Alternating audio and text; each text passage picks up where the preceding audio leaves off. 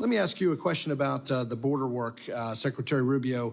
How is it, obviously you've had great success, border crossings are down by 95%, 65,000 dangerous illegal immigrants, including 2,288 gang members from Tren de Aragua, MS-13 and other gangs have been arrested. How is it that after only 4 months in office, we've seen President Trump retake operational control of the border and return these criminal migrants to their countries of origins when the previous administration told the American people time and time again, we had to have comprehensive bipartisan immigration reform? Their hands were tied. Because under the previous administration, it was abundantly clear that if you got into this country, your chances of being able to stay were very high, whether you got in illegally or legally.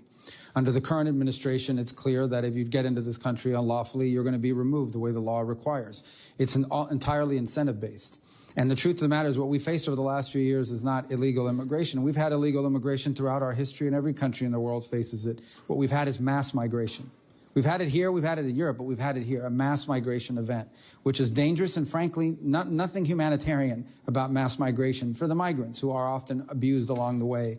And so the message has gotten out that we're no longer going to allow you to stay if you enter illegally through some legal maneuver. Once you arrive here, you say magic words, you immediately kick off the asylum process, and you're going to get to stay for an indeterminate period of time. And once it became clear that that was no longer the case, the incentive to come was dramatically reduced. And as a result, you've seen the border crossing numbers, which have given us the most secure border in our lifetime. Well, it's pretty clear that it wasn't legislation we needed. We needed a new commander-in-chief and a new Secretary of State, and we appreciate and applaud the great work that you all have done.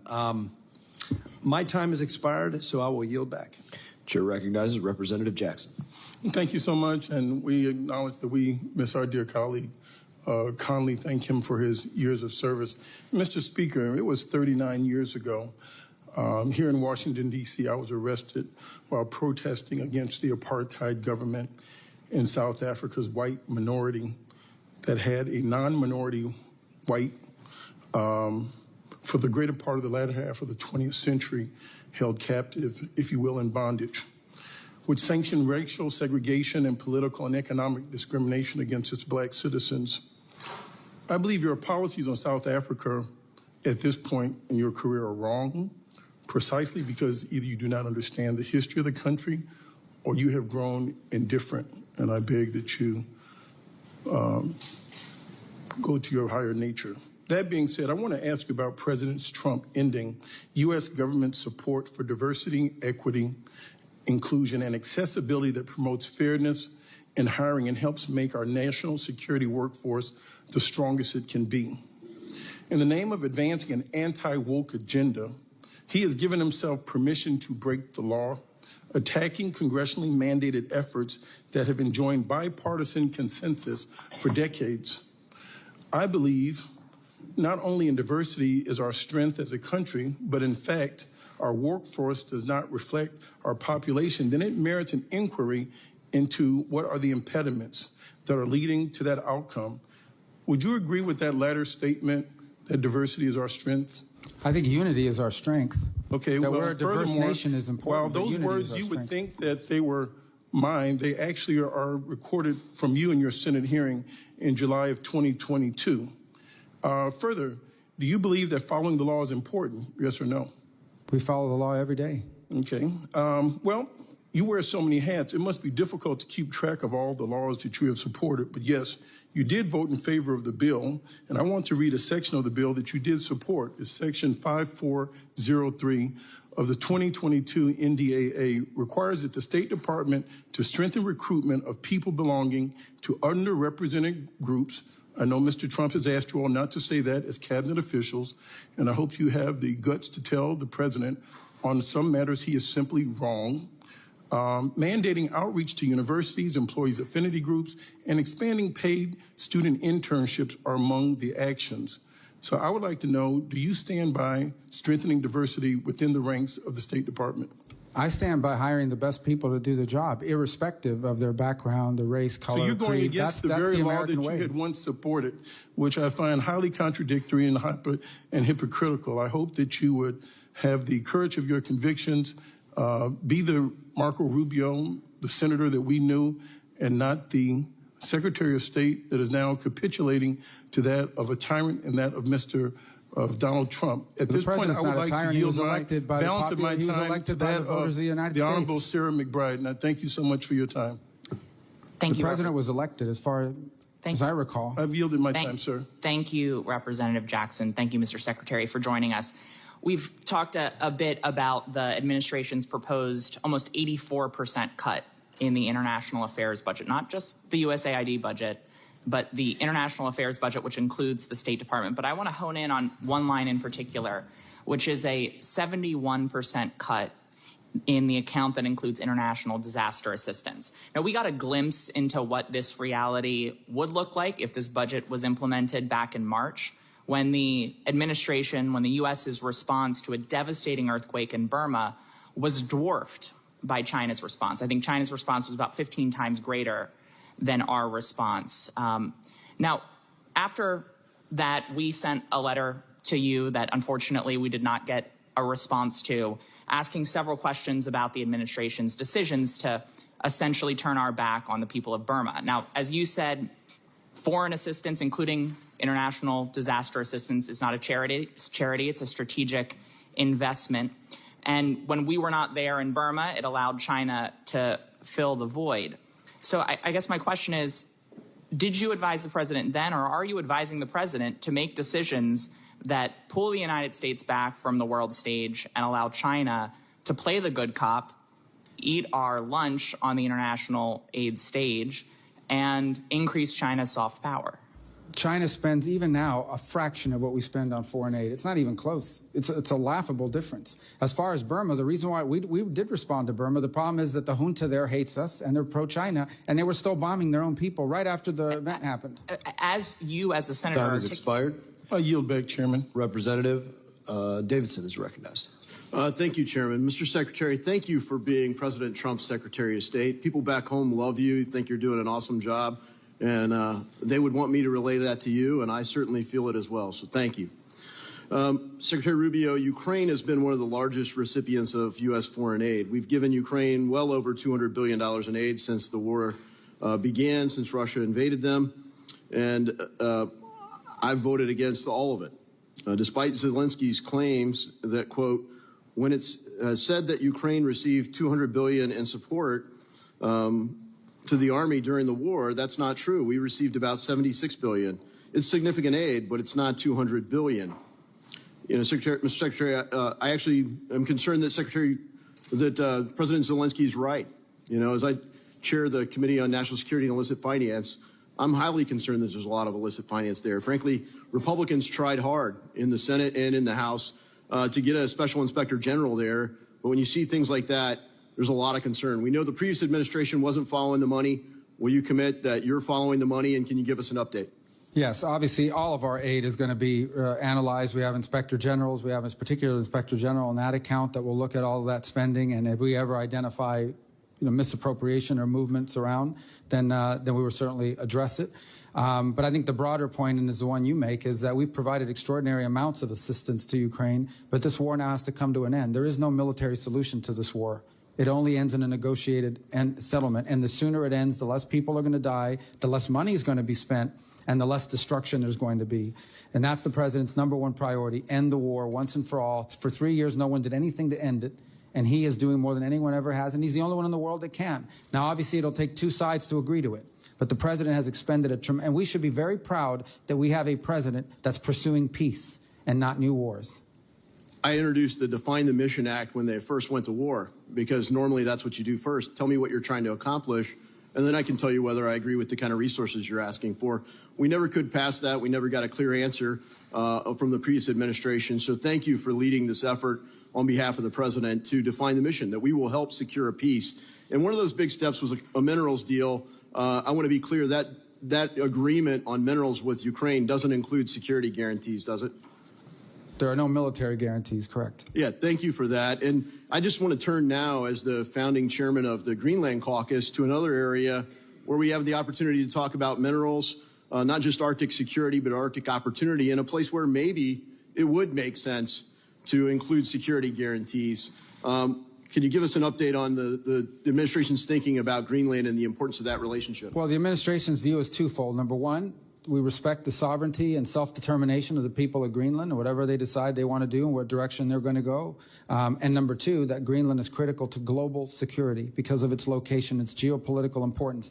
That is not new. That has been known and that has been viewed for a very long time. It's why we've had a military presence there since before World War II, but certainly since then and during the Cold War. It is located in a part of the world in the Arctic region that we believe is going to become increasingly important in terms of global security. And we don't want to see Greenland fall under the influence of China or Russia or any other potential adversary. We want to ensure that it remains safe and it's strategically important. And that's his primary view. He views it as critically important to global security.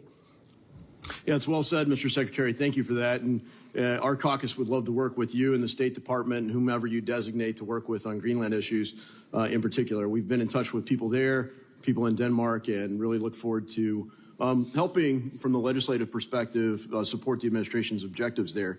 You highlight China, and they are working with Canada and the European Union to really counter what the U.S. and the administration are trying to do, and I'm really concerned about that relationship with China.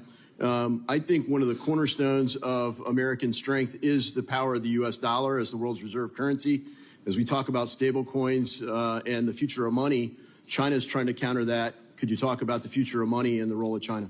Well, obviously, China is trying to create an alternative world order that they dominate. And we obviously are not in favor of that and will not allow that to happen. And one of the best things that we can do is get our own fiscal house in order. Yeah, well said. You know, I think the future of money is one of the most important debates that we're having. China has implemented an Orwellian central bank digital currency. They're trying to impose that in the United States. And unfortunately, they have allies. People in our own government that want to build a central bank digital currency, link it to digital ID. I will submit that we are not going to counter China by being more like China. And I think, you know, the administration for leading with that, saying we're not going to embrace the central bank digital currency here and working to bolster the strength of the dollar as the world's reserve currency. Thank you. My time's expired, and I yield back. Recognize Representative Stanton. Thank you very much, Mr. Chairman. Before I make some remarks, I just want to say, as was said earlier, Jerry Conley, who we lost today, a great member of this body, a passionate advocate for the people of Virginia, particularly public servants working in the federal workforce. He was a mentor to so many of us who came into Congress after he started, and just one of the greats, and he will be missed dearly. Mr. Secretary, thank you very much for being here today. In 2016, you warned, quote, "The world without American engagement is a world none of us wants to live with," unquote. I couldn't agree more, and I bring it up today because the threat from China has grown, not just due to global shifts outside of our control, but because of political choices by this administration, short-term moves with no thought for long-term consequences. The Chinese Communist Party has spent years claiming America is too divided to lead and too unstable to trust. When you became secretary, many of us hoped you would help lead the fight to combat this propaganda, because that's exactly what you did so well serving in the United States Senate. For example, Mr. Chairman, without objection, I'd like to submit for the record the August 2023 op-ed written by then Senator Rubio on this very subject. Without objection? Yeah. Secretary Rubio, in this op-ed, you wrote that strong, credible deterrence against Beijing is the best way to keep, quote, far-flung controversy from impacting our way of life. You added, quote, "If there's even a hint that the United States will not honor its security commitments, it will encourage Beijing to engage in more hostility to test our resolve." I thought your framing was especially smart here because you weren't just warning about policy. You were making the case for credibility. And I couldn't agree more with then Senator Rubio. But here you are today as Secretary Rubio presenting a very different record. As Secretary, we've seen you defend or be complicit in reckless foreign policy that Senator Rubio once warned against, like strategically incoherent tariffs that alienate our allies, alliance-breaking decisions that weaken our national security, partnership neglect that isolates us, abandoned commitments that shred our credibility, and hand China easy propaganda wins. None of this is deterring China, Mr. Secretary. In fact, my concern is that unless we course correct and fast, this administration is handing Beijing a string of I told you so moments that only strengthen their position. Look no further than the Vice President. In February, Vice President Vance took the stage of the Munich Security Conference, not to criticize our adversaries, but in a rather stunning moment, to attack our allies. In fact, he literally said, quote, "The threat that I worry about most about vis-a-vis Europe is not Russia, it's not China, it is the threat from within," unquote. And just last month, the Ipsos global poll found that U.S. favorability fell in 26 out of 29 countries in just 6 short months. It's also the first time in the poll's history that more people now view China, not the United States, as the world's most positive influence. That's not just a perception problem, that's a strategic failure and the cost of inconsistency. Speaking of costs, these policies have also having Americans on edge as well. In Arizona, my home state, the Phoenix Sky Harbor alone, we have more than $750 million in annual exports at risk. Chip makers in Chandler in my district face increasing costs driven by the unpredictability in supply chain disruptions. At Arizona State University in my district, we rely on international students for tuition, research, and talent. They are being run off by the chaotic immigration policy that flies in the face of American values. The so-called brain drain is real, and it's tipping the balance of global innovation away from the United States. The challenge in this next century won't be fought on battlefields. It'll be the fight to shape the future, technology, trade, global trust. And if we keep turning our back on what makes America strong, we risk giving China the upper hand. I yield the rest of my time to Congresswoman Kamlager-Dove. Thank you, Representative Stanton. Secretary, in the few seconds I have, I just wanted to go back to something you said earlier about wanting people to stop dying. And I hope that that includes our Afghan allies, 14,000 of whom were fully vetted and were ready for relocation to the United States. But that has been stopped by this administration and by you. And these are including interpreters who are actually in the foxholes with our servicemen and women helping to keep them alive. I would hope that you would stand by our allies and reverse this ban so that we can protect our national security interests and also retain credibility that we need with our allies and partners around the world. Thank you, and I yield back. Yields back. And I think you left off your list the $100 billion Taiwan semiconductor investment into Arizona. Now I recognize Representative Lawler.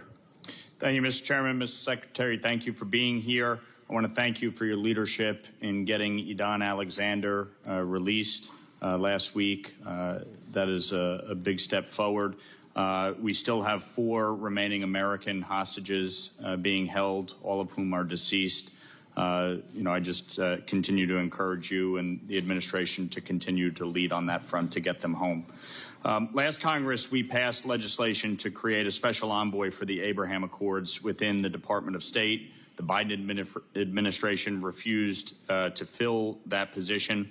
I know we have the Middle East envoy, but I would ask, can you commit to bringing this forward to the president so that we can get this position filled? Yes, that's in process. Thank you very much. Obviously, the Abraham Accords was one of the most consequential foreign policy initiatives under the first Trump administration, and prior to October 7th, I think we were making progress, but since obviously it has somewhat stalled, how critical long-term for peace do you believe it is for Saudi Arabia to normalize relations with Israel, and where do you see that in the process? Well, I think it would be a major development, one that I thought was moving in a positive direction until, as you said, October 7th. I think there's still a willingness to do it. Certain conditions are impediments, October 7th being one of them. But the Saudis have continued to express an interest, as have the Israelis, in reaching that agreement. In the meantime, we do have an Abraham Accords office that is actively working to identify a number of countries who have lined up and already, and I think we may have good news certainly before the end of this year, of a number of more countries that are willing to join that alliance. And the last point I would make is it's also critically important that we do all we can to live up to the commitments made on the part of the United States on behalf of the countries that previously joined the alliance, be it the UAE, which is part of the effort for this trip this weekend. It wasn't some of these other nefarious purposes. It's to continue to strengthen the commitments that were made to the UAE as part of the Abraham Accords, but also Morocco and other countries such as this. So I think that this is important that we continue to build on it. But you start building by ensuring that countries that are already a part of it feel like our part of the bargain has been lived up to. Agree. You were a very strong voice against the BDS movement when you were in the Senate. And as you know, there is a loophole in the current anti-boycott law that was signed by President Trump. that allows intergovernmental organizations like the United Nations to pressure U.S. companies into supporting boycotts against U.S. allies like Israel. I have introduced the IGO Anti-Boycott Act to close that loophole and hold the United Nations to the same standard as foreign governments. That is already in law. Would you support closing that loophole? Well, again, like any legislation, I'd want to see it, but the concept you've just outlined is one that I think the administration will be very supportive of. Appreciate it. I know my colleague, Mr. Moskowitz, touched on the Iran nuclear framework that is being negotiated. I think we can all agree that Iran should not have a nuclear weapon, and I know you and the administration are working to prevent that. So I appreciate your efforts on that. Yeah, if I could respond. Iran, while they claim to never want a nuclear weapon, if you ask them, they'd say, we're not interested in a nuclear weapon. We're just interested in enrichment. The problem is that if you can enrich at any level, 3.67 or whatever, you're 80% of the way there. All that requires now is a few months or weeks of time to get to the weapons grade. It makes them a threshold nuclear power. The Iranian position is they want civil nuclear energy. And if they want civil nuclear energy, meaning they want nuclear electricity for their country, nuclear generated electricity, there is a pathway to doing that. Multiple countries around the world do it without an enrichment capability. If, on the other hand, they want an enrichment capability, then that makes them a threshold nuclear weapons power, and that's an unacceptable outcome. And that's the reason why we have a problem with what they're doing now. And it's the reason why the president is imposing maximum pressure. Every single day, increasing number of sanctions are going on. And it's the reason, by the way, why the E3, the European three, are on the verge of instituting snapback sanction provisions against them by October of this year. I want to thank you. When it comes to maximum pressure, last Congress, you and I led the SHIP Act. We passed that into law. And this administration has already taken significant steps to enforce the SHIP Act, as well as the Iran-China Energy Sanctions Act, to go after the financial institutions facilitating the trade. We previously, in a markup, passed the Enhanced Iran Sanctions Act to expand the authorities. Would you support that effort to continue to provide the administration with enhanced capabilities to crack down on this illicit oil trade? Absolutely. Very good. Thank you, Mr. Secretary. Thank you, Mr. Chairman. Representative Costa. Thank you very much, Mr. Chairman, for this important hearing today. I, too, like many of our colleagues here today, mourn the loss of our dear friend, Jerry Conley, and our thoughts and prayers go to him and his family. Mr. Secretary, there are a couple of different issues I want to touch upon here that have been raised, but I would like clarity on. First of all, would you agree that the transatlantic alliance, the partnership post-World War II, has been a hallmark of freedom throughout the world? Yes, and it continues to be a strong feature of our foreign policy. Yes. You said that you had not discussed post-closures as it relates to those in Europe as part of your overhaul of the State Department. 4 are in France, 3 are in Germany, 1 in Italy, 1 in Portugal, 1 in Brazil, not Europe. But and then I thought you said that no determination has yet been made with those post-closures? No, there was an article. Some of these are cultural places, like, I forget the exact ones, but they're not even embassies or consulates. But they're not being closed, but I don't know where these things are coming from. I mean, people are putting stuff out there. Now, if you could respond with a letter on that point, I would appreciate that. Sure. Well, I can tell you this. If the we Consul find a post General that's I know in wasteful, we'll Portugal close it, is our oldest. What's that? And the Consul General's post in Portugal is our oldest historically. I don't know where that's coming from. I mean, that's a press report. We'll clear that up later on. Mr. Secretary,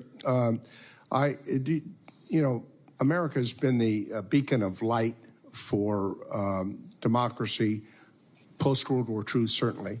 And almost every president has been used as a voice of a defender of democratic principles. Do you agree that China and Russia are adversaries today, along with Iran, I might add? I think both, well, there's no doubt in the case of China seeks to replace us on the world stage as the world's most powerful country. In the case of Russia, they clearly do not support a world order in which the United States plays the role it's currently played, so they're an adversary in that front. In the case of Iran, they're a threat to regional peace. I wouldn't say they're a global threat, but they're an increasing threat. No, I understand. And I would even go further. I consider today modern-day Russia a syndicate masquerading as a country with a mob boss called Putin.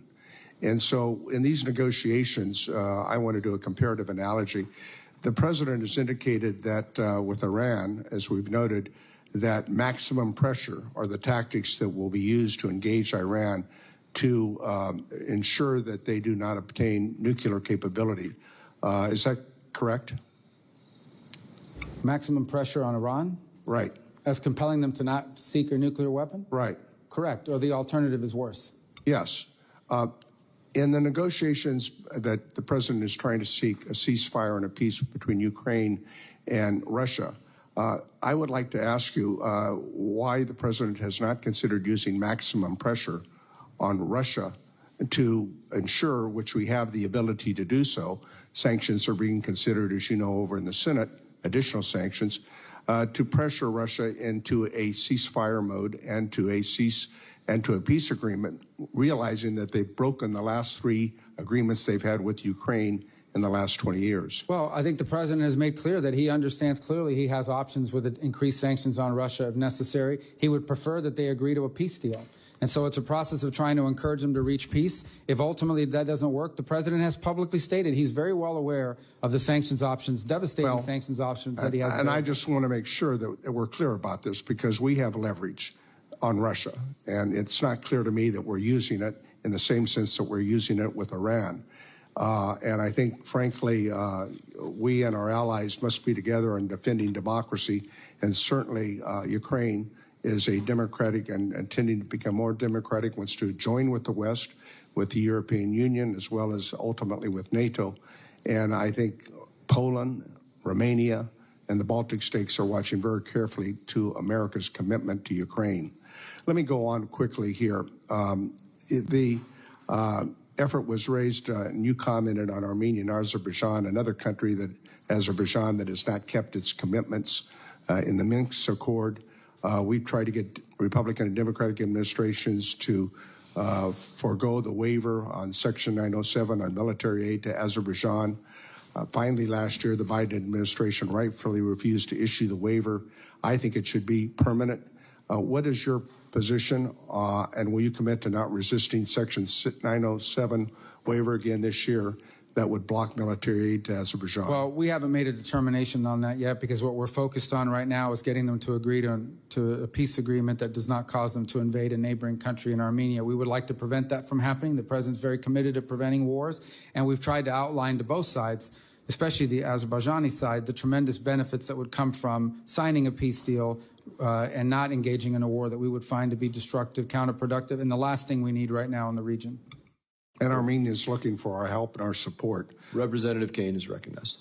I yield back the balance of my time. Thank you, Mr. Chairman. And Mr. Secretary, it's good to see you here today, and thank you for joining us. As we evaluate the State Department's budget and posture, we must ensure that its structure, priorities, and resources are aligned to effectively advance U.S. national interests. That includes ensuring global health assistance is targeted, transparent, and focused on delivering life-saving care where it is needed most. PEPFAR has been an incredibly successful global health program over the past 20 years, and it's something that America should be proud of. However, the world has changed in those 20 years, and the U.S. should begin helping other countries take ownership of their HIV prevention and treatment efforts. To ensure success, we should make sure that there are planned, predictable, and negotiated timeframes. So in this committee's efforts to reauthorize the State Department, how can we define in statute the mission of the Bureau of Global Health Security and Diplomacies to facilitate transfer of ownership for global health programs to partner countries? That's a great question that we'd have to collaborate on in terms of statutorily defining what those benchmarks are. But I think the broader point is the best foreign aid is foreign aid that comes to an end because it's achieved its purpose. In the case of PEPFAR, where today 85% of its recipients are still receiving assistance, you want to reach a point in which one of two things happens. The transmission of the disease stops, but also the partner nation has built the capacity to be able to handle it themselves. Not PEPFAR specific, but many of these programs, what ends up happening is even if they do achieve their initial goals, it now it morphs into some new target that's created in order to continue to sustain the program. So ideally, what you want to see is foreign aid that goes into a country, deals with the acute problem, but ultimately helps the country have the capacity to deal with the chronic problem, to prevent it from becoming a problem. And I think that's the ideal benchmark. You define it through a period of time, through gains year over year, and ultimately designed to increase partner capacity so the day will come where they can self-sustain. I think many of these countries would like to see that happen. What cannot continue is this open-ended spending all across the world on all kinds of things. We just can't do that. We are by far, it's not even close. We're by far the most generous nation on earth on foreign aid, by far. And we'll continue to be, by far, with no other equal, including China, despite all this alarmist stuff.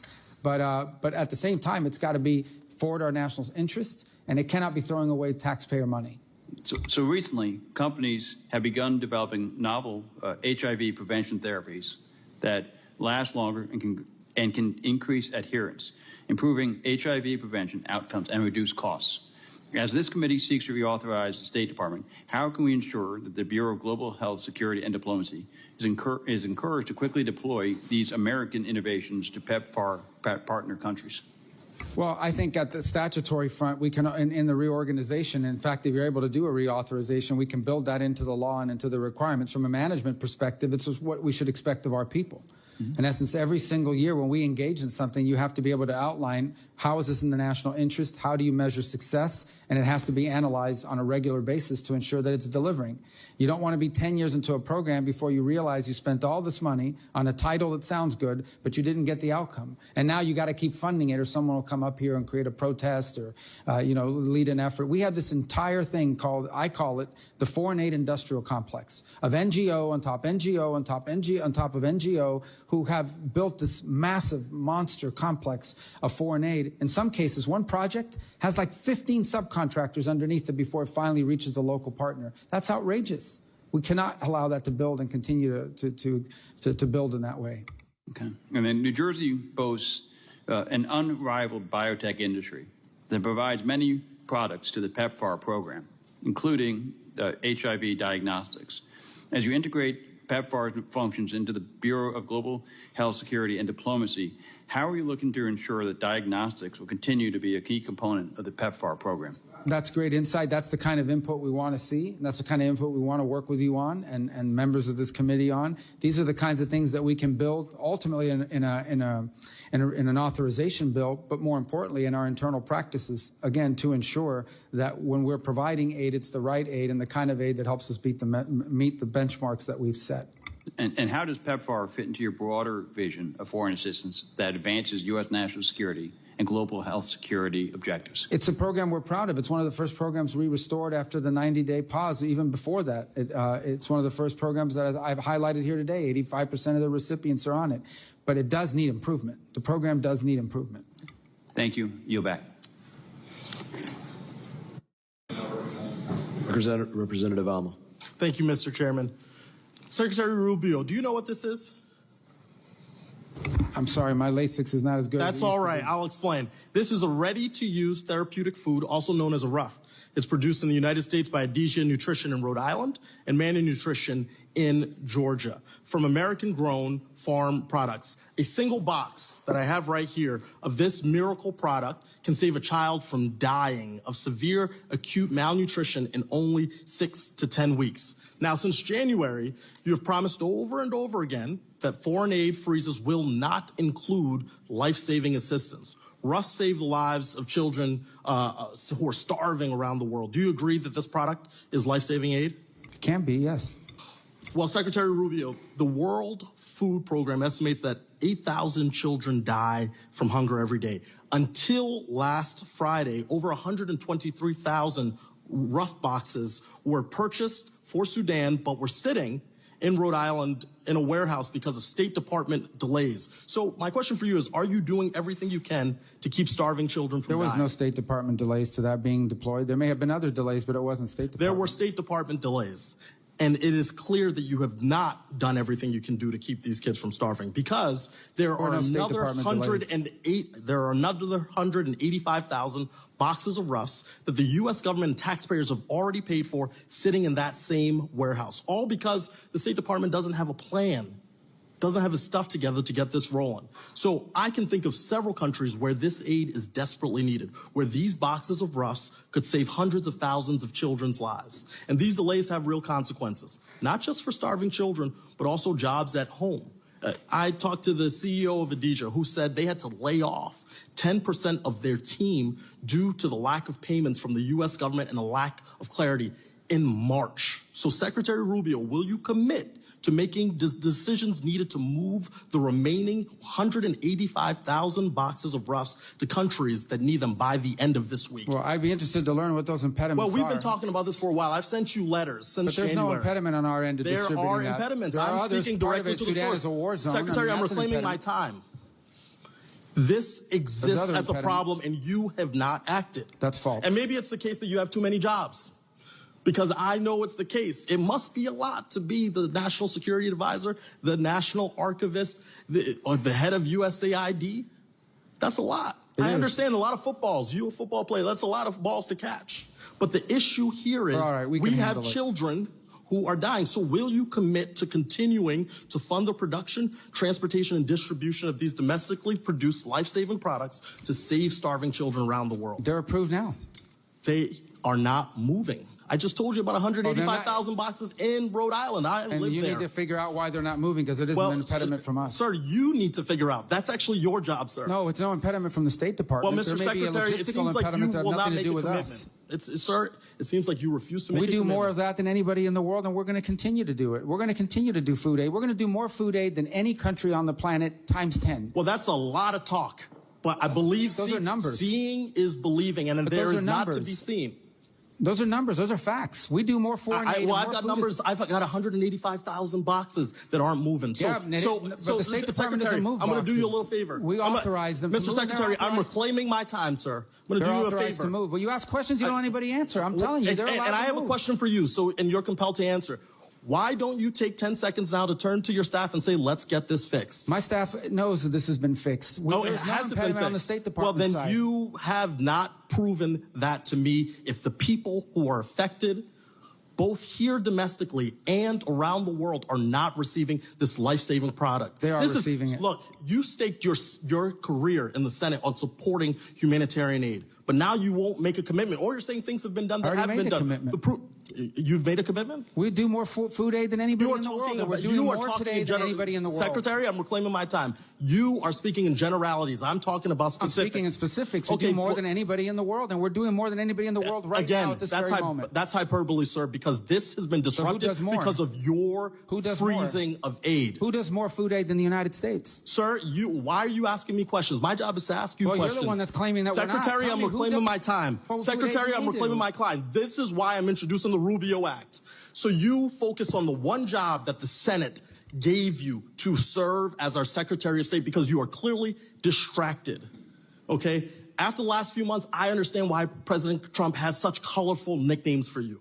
You're obedient. You're following the rules. You will do anything the president tells you to do without regard for the law, the Constitution, America's security, or standing as a leader in the world. Unlike you, I do not fear crossing Donald Trump. I refuse to give up on these children. I will be calling you once a week until you take action to fund RUF and actually prove that you're doing this job to make sure you know how many children have died on your watch. Will you pick up my call? No children are dying on your watch. Will you pick up my call, sir? Pick up your call? When I call you to check in on your progress. Our progress is already being made. We already do more than anybody in the world. No, but he's made some strong accusations here. We're doing more than anybody in the world. That food is being distributed now, and he knows that. Very good. Representative Mills is recognized. Thank you, Mr. Chairman. First, I can tell you I won't be reclaiming any time. Secretary, I will make sure that you have the opportunity to answer questions. I think that you've done an amazing job. I think that well before you actually became secretary, when you were sitting in the Senate, you proved yourself as a leader in foreign affairs. I can remember you and I, when we were campaigning in 22 together, we were at an event with Ron DeSantis in my district, and we sat and talked about foreign policy, and you're one of the most knowledgeable people I've ever met with, so thank you for stepping up to the challenge. I also want to go ahead and rebut a couple of things, because I believe, as you do, that history, an understanding of history, and the understanding of our 7 articles, 27 amendments in our Constitution is what makes you a good legislator and a good member of the federal government. They keep talking about this $400 million plane gift to Qatar, and you tried to answer this multiple times, but I want to paint some history here. In 1945, U.S. President FDR gifted a Douglas DC-3 to King Abdulaziz, which marked the beginning of civil aviation in Saudi Arabia. This airplane is nothing more than a reason to complain about the president that knows how to advance U.S. interests. And it's actually more about trying to conflate optics with actual outcomes. This is a long-standing history, and so I just want to go ahead and let people know what that actually is. Now, as you know, I was one of the first members of Congress to go to Syria after the fall of the Assad regime, met with the incoming and transitional government, with al-Shara, with al-Shabani, and with his transitional government. I absolutely support the idea of lifting the sanctions on a conditions metrics base, which is allowing them to not only rebuild Syria, because for those of us who understand history, the road to Damascus travels through Baghdad. We know there's twin and sister cities, and we know that the stability of Syria ultimately impacts the outcome and the stability of the region. I think that what al-Shara has done to show inclusivity and plurality is commendable in the beginning. I mean, he has one of his ministers who is a female Alawite who I spoke with who said, I have full authorization, not just window dressing. He has actually talked about the plurality and inclusiveness of the government and its elections to guarantee that the Druze, the Alawites, the Christians, the Muslims, and all who are there will actually be a part of the incoming government and elections.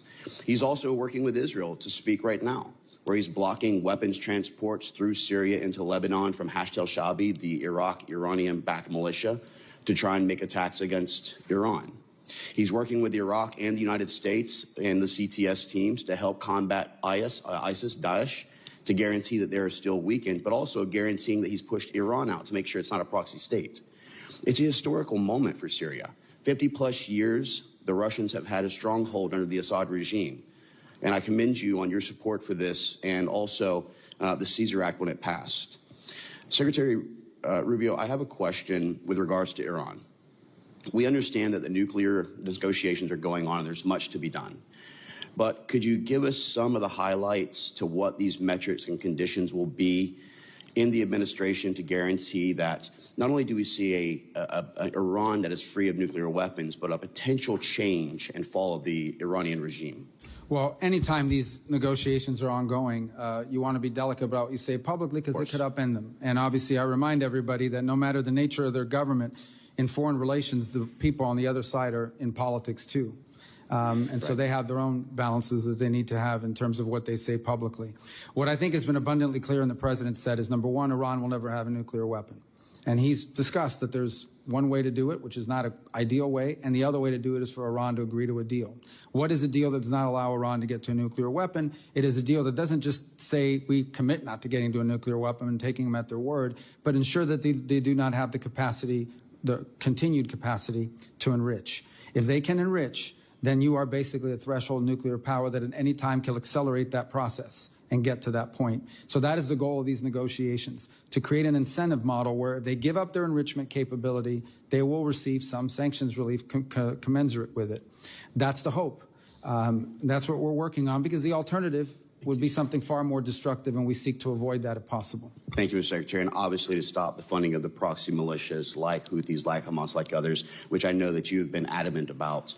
I want to switch to Brazil, if I may. Mr. Secretary, as you're certainly aware, the alarming human rights decline in Brazil. We've seen pervasive censorship, political persecution targeting the entire opposition, including journalists and ordinary citizens. What they're now doing is an imminent politically motivated imprisonment of former President Bolsonaro. This crackdown is extended beyond Brazil's borders, impacting individuals on U.S. soil. The 2023 Financial Times article actually talked about this. What do you intend to do, and would you be looking at Supreme Court justice sanctioning of Alexandre de Moraes under the Global Magnitsky Act? That is under review right now, and it's a great possibility that will happen. Thank you so much, Mr. Secretary. With that, I yield back. Representative Jayapal.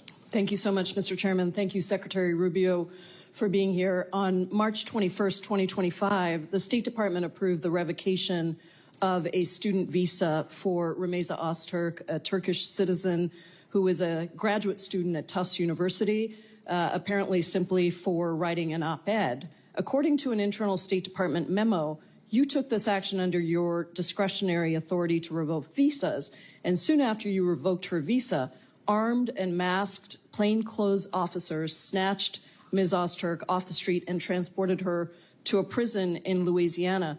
Mr. Secretary, do you really think that Ms. Ozturk's op-ed results in a foreign policy consequence for the United States? I believe that case involves someone whose visa we never would have granted had we known ahead of time. I'm not asking you that question. I'm asking you if you think an op-ed, but that's exactly, in fact, what happened. The State Department wrote a memo concluding that you did not have sufficient grounds to revoke Ms. Ozturk's visa. There was no evidence showing that she'd engaged in any activities or a threat to national security. And in fact, in May, a federal court ordered Ms. Ozturk's release from detention, noting that the sole basis for the government's detention appeared to be the fact that she co-authored this opinion piece in the Tufts newspaper in March of 2024. Where in the Constitution does it say that the Secretary of State can override the First Amendment protections of free speech? Is there a footnote that I missed somewhere? There's no constitutional right to a student visa. But is there a constitutional right? Does it say somewhere that Marco Rubio gets to determine which speech is appropriate and revoke student visas based on what you think constitutes free speech? There's a statute that says the Secretary of State gets to determine whether someone is a threat. We deny visas every day all over the world. Do you think that the Immigration and Nationality Act trumps the Constitution of the United States, Mr. Secretary? Well, Congress can always change the law if you want, but I'm telling you, Mr. while I have the authority, I will continue to revoke the visas of these people that come here to tear this country apart. You said that, Mr. Secretary. Let me reclaim my time because you are talking about revoking student visas based on what somebody says. And that means that you are trumping the legal supreme court, the supreme law of the land, which is the Constitution of the United States. No one has a right to a student visa. Mr. Rubio, why did the administration need to use masked, armed, unidentified agents to whisk somebody off the street and deny her counsel for almost 24 hours after her arrest? Well, you'll have to ask the agencies that did that work. I'm not responsible for that. I'm responsible for revoking the visas of these people that come to tear this country apart. Secretary Rubio, I'm talking about this particular case where you revoked the student visa of a Turkish citizen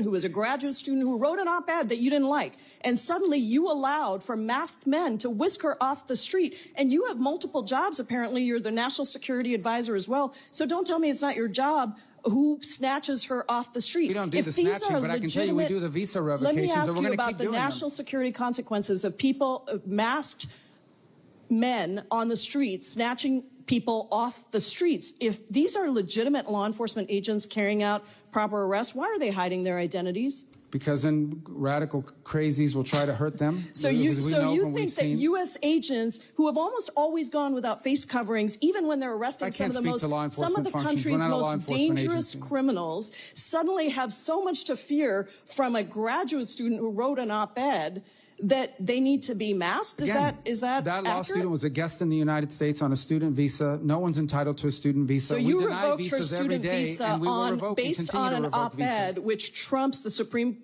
law of the land, which is the Constitution. Someone's coming up here to stir up problems on our campus. We're going to revoke their visa. She didn't do any of that. She wrote an op-ed. Well, she wrote an op-ed, and I'm talking to you about her particular case. Claims and your claims. Those are not the facts. Reclaiming my time, you revoked her student visa because she wrote an op-ed. Would you revoke? We're going to do more. I have another question for you. Would you revoke the visa of someone in the United States who published claims that, quote, Jews are an untrustworthy and dangerous group? Yes or no? We will revoke the visa of anyone who's in this country as a guest who's here to stir up trouble. Are you going to revoke the visa of somebody who made that? I mean, the case, I'll look at it. I'm looking to get crazy people out of our country. It's not just about revoking. You actually, Secretary Rubio, excuse me, reclaiming my time. Can you explain to me why the Trump administration granted refugee status to Charles Kleinhaus, the white Afrikaner who tweeted that exact statement that I just said? There's the case. That's not a visa.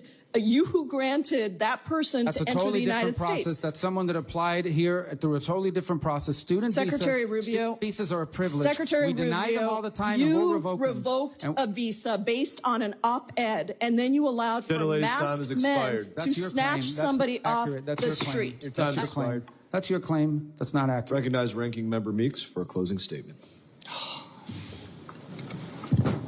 I'll be brief because this really is a sad day. But I want to, in my closing, just say thank you to the men and women of USAID who did their jobs, who have been forgotten about by this administration and this Secretary of State. You know, when you think about pathogens without passports that could kill millions, it was USAID teams. They were on the case to figure out how to strengthen lab surveillance and testing. They no longer can do that. When you think about more than a decade of gains by authoritarians and oligarchs, USAID teams were building new tools to help independent media survive and to provide insurance so anti-corruption and NGOs could fight back against specious lawsuits. They've been all wiped out, all of those organizations. When you think about the extreme weather caused by climate change that was wiping out livestock and farmland and driving the mass migration of millions, it was USAID teams were helping scientists and farmers experiment with different varieties of drought-resistant seeds while hustling up private sector partnerships to stay ahead of devastating droughts. This is who USAID was. This was the same organization that Senator Rubio was supporting and talking about when he traveled. And to come here today and to hear his remarks and not even, you know, well, he did say one good thing. He said that he recognized that most of the people in the State Department and most of those foreign service agents were good people. They were great people. They served our country well. They deserved more than they've gotten under this administration and under your leadership as Secretary of State. And I yield back. Thank you, Mr. Secretary, for taking the time with us today. Countless times you were not given the opportunity to respond to things. I'm going to take my time for my closing statement and yield you that time to respond to anything you wish to. No, I appreciate it. Thank you for the chance to interact with all of you. And obviously, I don't agree with some of the assessments, many of the assessments that are made here today, but I'm proud of the work we're doing. We're going to give you and deliver for our country a State Department that can deliver effective foreign policy in a way that's driven from our regional bureaus. I keep going to this because it's really important. That is the treasure of our State Department, is our regional bureaus and our embassies. That's where the action needs to be, and that's where it needs to happen. That's where the best ideas are coming from. The ranking member in his closing remarks said most of the people are good people. They are. They're even some of the people that lost their jobs. We didn't fire them because they were bad people. We fired them because their function was no longer needed.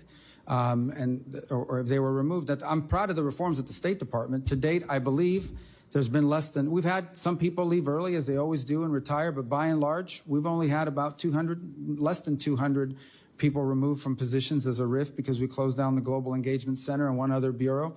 But we've undertaken a very meticulous and careful effort to develop a State Department that is going to be able to deliver results for the American people. The bottom line is this. We live in an era in which our foreign policy has to be driven by the national interest. What is good for America? What makes us stronger, more prosperous, or safer? That's it. That's our foreign policy. And everything we do, foreign aid, diplomacy, trade deals, arms sales, all of it has to be driven by that consideration. What the answer to that question is different in different countries and in different parts of the world. They just are. That's the way foreign policy has always been. That's the way it needs to be again if it's going to be successful. And that's what we're committed to delivering. And hopefully being able to work with you. We'll provide you. We've received all the input from various members of this committee on both sides of the aisle. We're almost done with our comment period. We'll have our final proposed reorganization that will be available to you in a congressional notification at that point, an official notification, not the preliminary, and then we can continue to work from there. And if in fact you're going to undertake the work of reauthorizing the State Department, I think that would be phenomenal. We would welcome that and the opportunity to work with you to create these structures in a permanent and enduring way. Thank you. Thank you again, Point of order, Mr. Chairman. Point of order. Members of the committee may have some additional questions for the Secretary, and we ask that you respond to these in writing. Mr. Chairman, point of order. Committee rules, all members may have 5 days to submit statements, questions, Mr. Chairman, point of order. For the record, subject to length limitations. Without objection, the committee stands adjourned. Point of order, Mr. Chairman.